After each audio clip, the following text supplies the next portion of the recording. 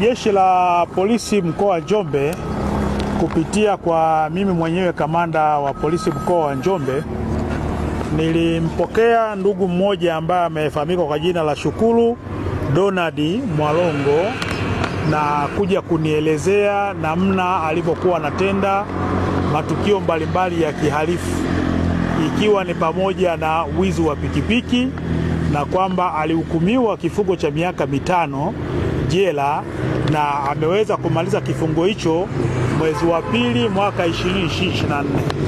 Lakini wakati akiwa yuko jela alipata maono ya Mungu na kumwamini Yesu, na baadaye aliamua kuokoka kwa lengo la kumtumikia Mungu.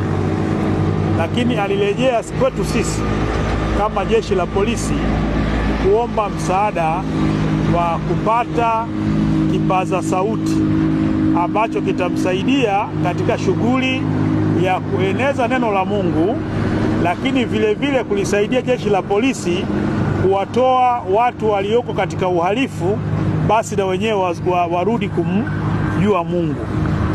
Baada ya kupata jambo hili, niliona kwamba nishirikishe watu au wadau ambao wanaweza kutusaidia kupata spika hii.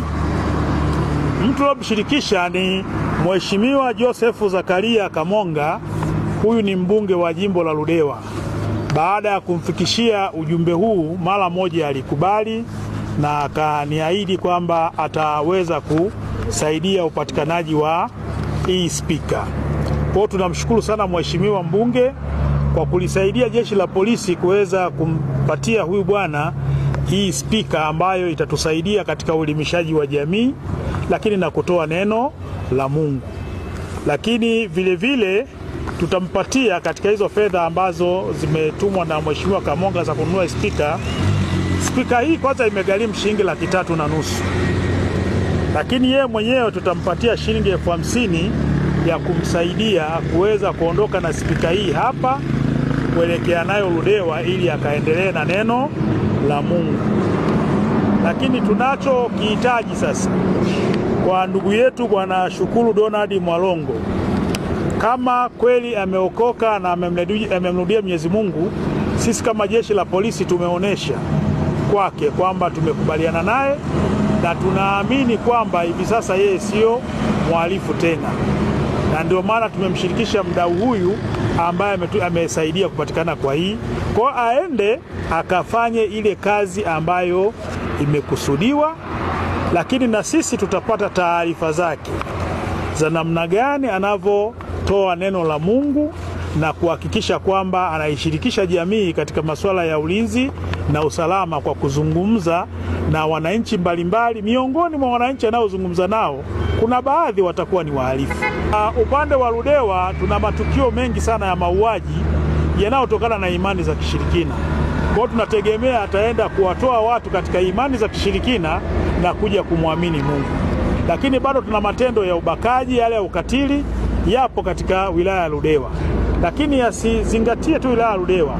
Wakati mwingine atoke aje Njombe, aende Makambaku, aende Waging'ombe, Makete, kama atapata nafasi apite afanye hiyo neno la Mungu, lakini wakati huo akiwa anatusaidia jeshi la polisi kuhakikisha kwamba kupitia yeye tunapunguza uhalifu. Jina naitwa Shukuru Donald Mwalongo, ni mzaliwa wa Ludewa, Lugalawa, lakini umri nilionao ni miaka 37 hadi sasa. Ni miaka 37. Ni kijana, kwa kipindi cha nyuma nilikuwa mhalifu sana.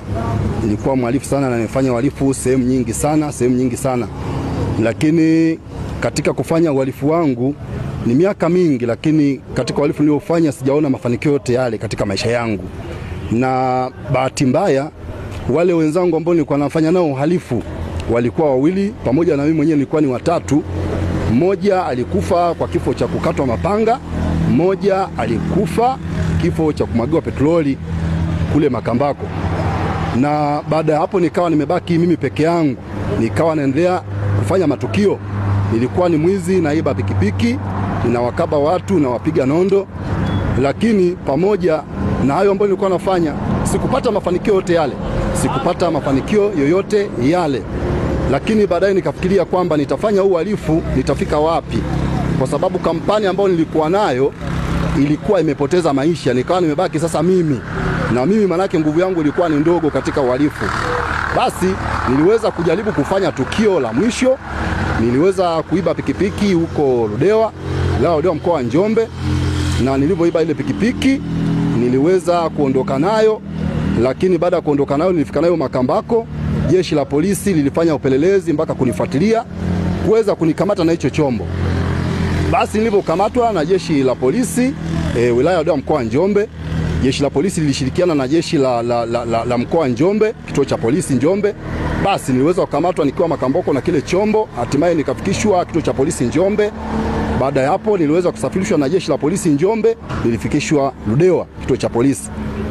Baada ya kufika kule, hatia iliyonikuta manake nilitiwa hatiani, niliweza kupelekwa kituo cha polisi, nikapelekwa mahakamani. Ikaonekana na hatia kwa sababu nilikamatwa na kidhibiti kilikuwepo cha ile pikipiki, na uwezekano wa kujitetea ulikuwa haupo. Na kama unavyojua kwamba mhalifu kisha kamatwa na kidhibiti, kujinasua inakuwa ni ngumu sana. Ni bora usikamatwe na kidhibiti, lakini mimi nilikamatwa na kidhibiti, uwezekano wa kujinasua ulikuwa haupo. Kwa hiyo kosa lile liliweza kunitia hatiani na niliweza kufungwa miaka 5 gerezani. Miaka 5